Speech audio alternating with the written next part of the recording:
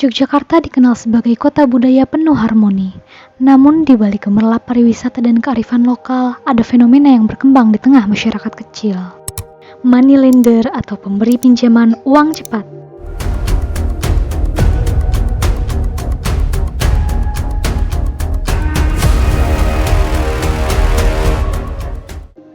Para pedagang kecil, buruh harian, dan pelaku usaha mikro seringkali terjebak dalam lingkaran pinjaman berbunga tinggi, rentenir, atau pinjaman online ilegal. Masalah ini terus menghantui ekonomi mereka, membuat sulit untuk keluar dari jerat kemiskinan.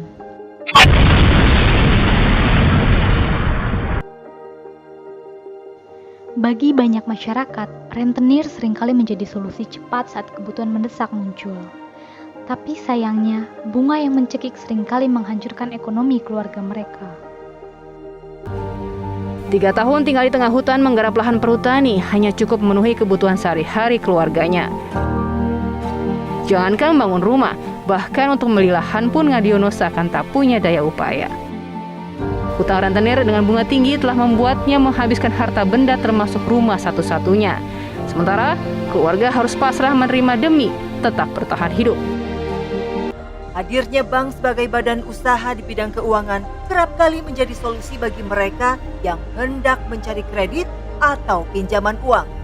Namun, syarat yang cukup detail dan terperinci membuat sebagian masyarakat enggan atau bahkan tidak mau meminjam pada bank meskipun terjamin dan resmi.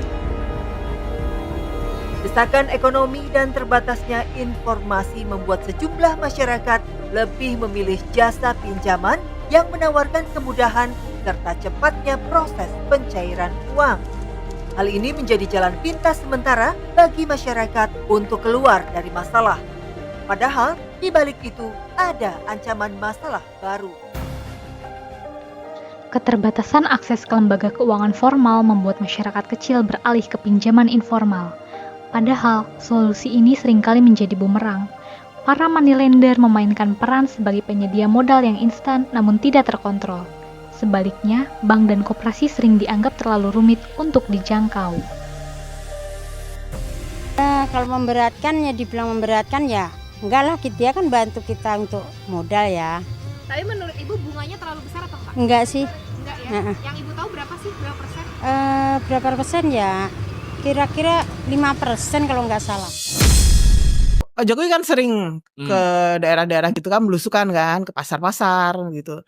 Pak Jokowi menawarkan kredit nih. Ternyata itu adalah program PNM yang plafonnya cuma sekitar 2 jutaan ya gitu. Karena pedagang di pasar yang ada di depan mata itu ya udah diambil aja mumpung ada kesempatan gitu kan, ada peluang diambil gitu. Ternyata plafonnya kecil sekali. Besoknya ketika ada tawaran program kredit yang lebih besar, KUR misalnya, dia nggak bisa lagi dapet gitu. Padahal dia kebutuhannya plafonnya tuh KUR yang lebih gede lagi gitu. Karena sudah atau sedang dalam pembiayaan PNM itu. Karena ini semua program yang disubsidi gitu. Tidak subsidi bunga ya. Checking lah gitu. Hubungan antara rentenir dan peminjam adalah relasi yang penuh ketegangan. Di balik kemudahan akses pinjaman, tersembunyi dinamika konflik yang terus berlangsung. Eksploitasi oleh rentenir menjadi akar dari konflik.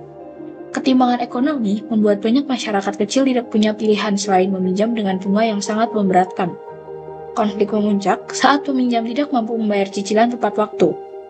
Metode penagihan yang kasar juga sering kali menciptakan ketakutan dan ketegangan yang mendalam pada peminjam, sehingga mampu menciptakan konflik.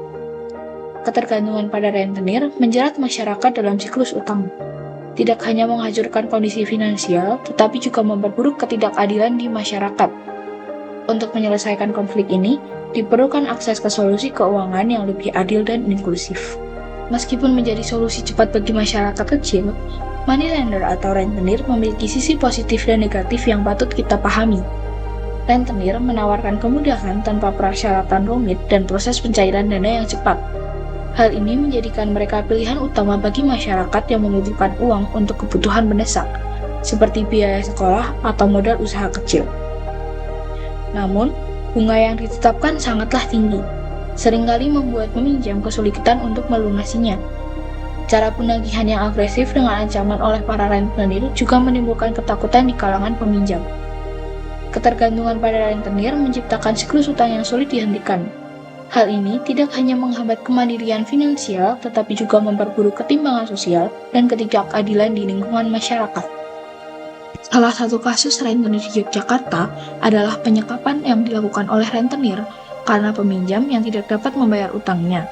Awalnya, pinjaman tersebut hanya sebesar 2 juta rupiah, namun membengkak menjadi 28 juta rupiah karena bunga yang sangat tinggi.